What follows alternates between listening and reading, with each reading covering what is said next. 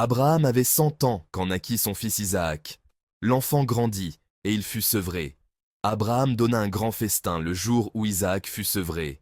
Or, Sarah regardait s'amuser Ismaël, ce fils qu'Abraham avait eu d'Agar, l'Égyptienne. Elle dit à Abraham, « Chasse cette servante et son fils, car le fils de cette servante ne doit pas partager l'héritage de mon fils Isaac. » Cette parole attrista beaucoup Abraham à cause de son fils Ismaël. Mais Dieu lui dit, « Ne sois pas triste à cause du garçon et de ta servante. Écoute tout ce que Sarah te dira, car c'est par Isaac qu'une descendance portera ton nom.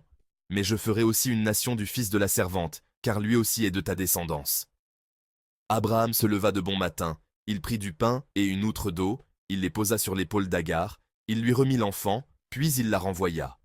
Elle partit et alla errer dans le désert de Beersheba.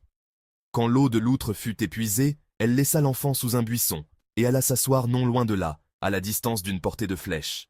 Elle se disait, « Je ne veux pas voir mourir l'enfant. » Elle s'assit, non loin de là. Elle éleva la voix, et pleura. Dieu entendit la voix du petit garçon, et du ciel, l'ange de Dieu appela Agar.